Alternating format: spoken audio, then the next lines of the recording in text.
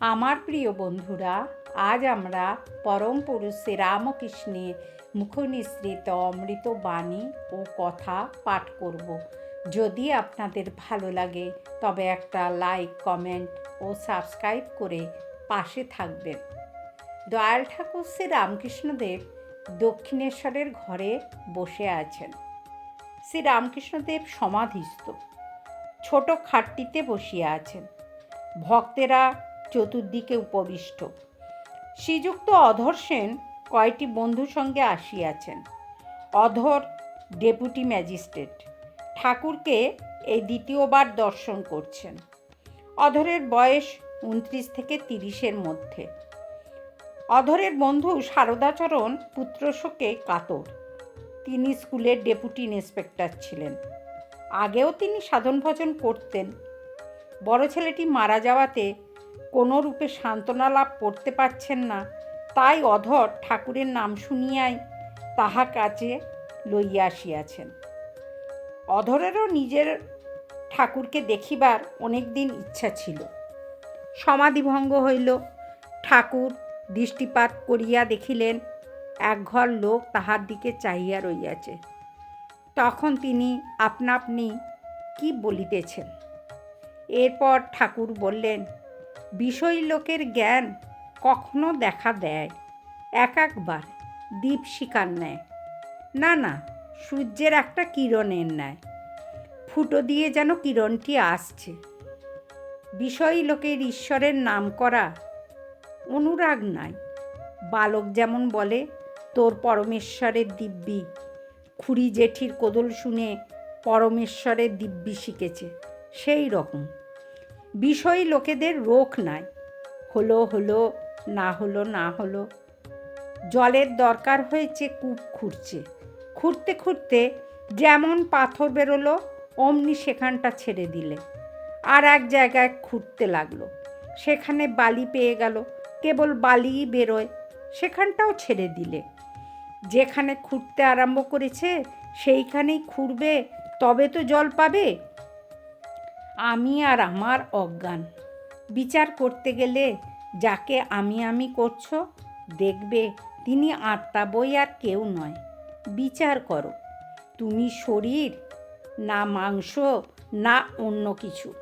তখন দেখবে তুমি কিছুই নও, তোমার কোনো উপাধিই নাই। তখন আবার আমি কিছু করি নাই, আমার দোষ নাই, গুণও নাই, পাপও নাই, পুণ্যও নাই। এটা সোনা, এটা পেতল, এর নাম হচ্ছে অজ্ঞান। সব সোনা, এর নাম হচ্ছে জ্ঞান। ঈশ্বর দর্শন হলে বিচার বন্ধ হয়ে যায়। ঈশ্বর লাভ করেছে অথচ বিচার করছে, তাও আবার আছে। কি কেউ ভক্তি নিয়ে তার নাম গুণগান করছে।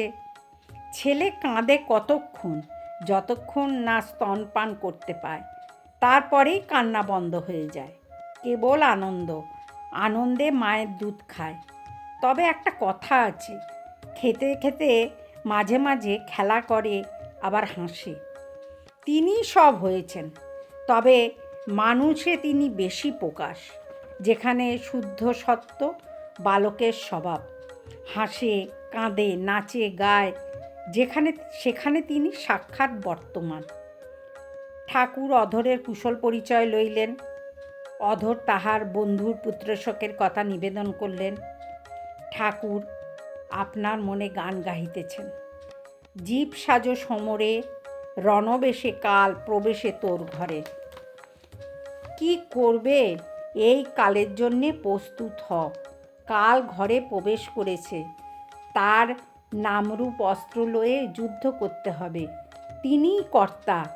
আমি বলি যেমন করাও তেমনি করি, যেমন বলাও তেমনি বলি।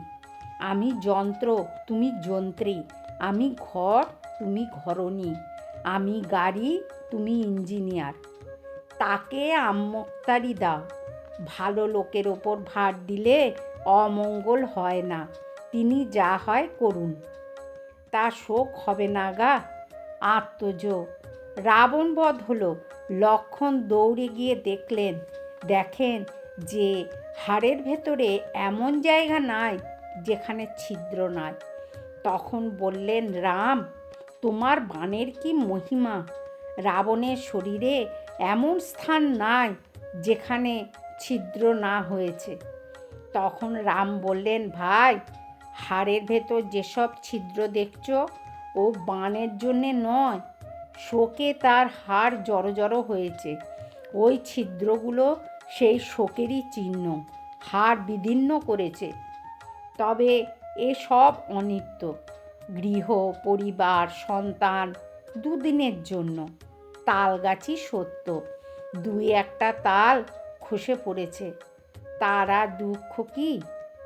ঈশ্বর তিনটি কাজ করেছেন, সৃষ্টি, স্থিতি, প্রলয়। মৃত্যু আছেই, প্রলয়ের সময় সব ধ্বংস হয়ে যাবে, কিছুই থাকবে না। মা কেবল সৃষ্টির বীজগুলি কুড়িয়ে রেখে দেবেন, আবার নতুন সৃষ্টির সময় সেই বীজগুলি বার করবেন। গিন্নিদের যেমন নেতা ক্যাতার হাঁড়ি থাকে, তাতে শশা বিচি, সমুদ্রের ফেনা, নীলবড়ি ছোট ছোট পুডলিতে বাঁধা থাকে। ঠাকুর অধরের সঙ্গে তার ঘরের উত্তরের বারান্দায় দাঁড়িয়ে কথা কহিতেছেন। ঠাকুর বলছেন, তুমি ডেপুটি, এ পদও ঈশ্বরের অনুগ্রহে হয়েছে, তাকে ভুলো না। কিন্তু জেনো, সকলের এক পথেই যেতে হবে। এখানে দুদিনের জন্য। সংসার কর্মভূমি, এখানে কর্ম করতে আসা। যেমন দেশের বাড়ি, কলকাতায় গিয়ে কর্ম করে। কিছু কর্ম করা দরকার, সাধন। তাড়াতাড়ি কর্মগুলি শেষ করে নিতে হয়। শ্যাকরারা সোনা গলাবার সময় হাঁপড়, পাখা, চোং দিয়ে হাওয়া করে, যাতে আগুনটা খুব হয়ে সোনাটা গলে। সোনা গলার পর তখন বলে, তামাক সাজ। এতক্ষণে কপাল দিয়ে ঘাম পড়ছিল, তারপর তামাক খাবে। খুব রোগ চাই, তবে সাধন হয়। দৃঢ় প্রতিজ্ঞা। তার নাম বীজের খুব শক্তি, অবিদ্যা নাশ করে। বীজ এত কোমল, অঙ্কুর এত কোমল, তবু শক্ত মাটি ভেদ করে, মাটি ফেটে যায়। কামিনী কাঞ্চনের ভেতর থাকলে মন বড় টেনে লয়, সাবধানে থাকতে হয়। ত্যাগীদের অত ভয় নাই। ঠিক ঠিক ত্যাগী কামিনী কাঞ্চন থেকে তফাতে থাকে। তাই সাধন থাকলে ঈশ্বরে সর্বদা মন রাখতে পারে। ঠিক ঠিক ত্যাগী যারা সর্বদা ঈশ্বরে মন দিতে পারে, তারা মৌমাছির মতো কেবল ফুলে বসে মধু পান করে। সংসারে কামিনী কাঞ্চনের ভেতরে যে আছে, তার ঈশ্বরে মন হতে পারে। আবার কখনো কখনো কামিনী কাঞ্চনেও মন হয়। যেমন সাধারণ মাছি সন্দেশেও বসে, আবার পচা ঘায়েও বসে, আবার বিষ্ঠাতেও বসে। ঈশ্বরেতে সর্বদা মন রাখবে। প্রথমে একটু খেটে নিতে হয়, তারপর পেনশন ভোগ করবে। বন্ধুরা, আজ এই পর্যন্ত। আবার আমরা আগামীকাল পড়ব। আপনারা শুনবেন, কিন্তু খুব ভালো লাগবে। মন প্রাণ আনন্দে পরিপূর্ণ হয়ে যাবে। জয় ঠাকুর, জয় মা, জয় স্বামীজি।